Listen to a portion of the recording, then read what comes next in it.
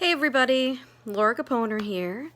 Haven't done a video in about a week and I thought I'd, take a shot at another one. I just finished on Netflix watching Ellen DeGeneres' stand-up comedy Relatable, and it really moved me. What I like best at the end is she basically says, whatever your truth is, you're relatable. And so sometimes I get stuck in this us versus them mentality, which is not very healthy, of us being those in the mentally ill community and them being the others. So, like the 1 out of 5 versus the 4 out of 5. But we're kind of really all the same. And I think, especially during this holiday time, there's a lot of things that even out the playing field. So, as I personally have previously said, my main affliction is borderline personality disorder. It has 9 criteria, but 2 in particular I want to discuss. I wrote them down, so I'm exact. Frantic efforts to avoid real or imagined abandonment by friends and family, and distorted and unstable self-image, which affects moods, feelings, relationships, etc. It's a killer combo. I spent all this time thinking that the world hated me. I had this paranoia that people didn't like me. And when people actually liked me, even to this day, it's a shock that people actually want to be my friend and want to be around me and appreciate me for me and my weird quirkiness and all the craziness that is Laura Caponer. I'm intense. I'm a lot to handle. I know that, I recognize that, and I own that. But growing up, I always thought that my peers rejected me and fill in the blank because I'm short, because I was overweight, because I'm unattractive, because I'm weird, because I'm not athletic enough, musical enough, artistic enough, talented enough, academically inclined enough, etc. And here's the thing. I'm looking back at it and I'm almost 38 years old. My 20-year high school reunion is coming up next year. I'm actually really excited to go to it. Different perspective than 10 years ago when I frantically avoided my 10-year reunion. Because I have a perspective now that I didn't have before.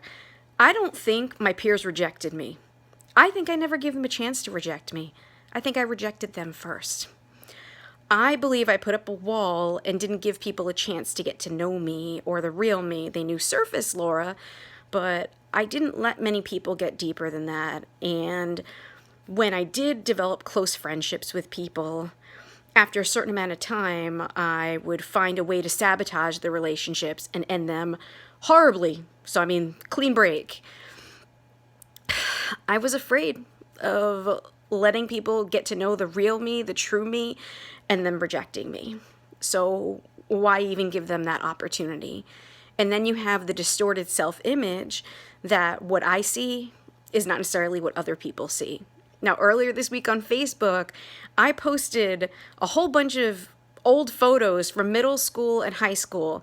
Now, this is pre-social media days, so there's no phony filter, and I'm in these pictures of people and we're laughing and they're truly enjoying my company.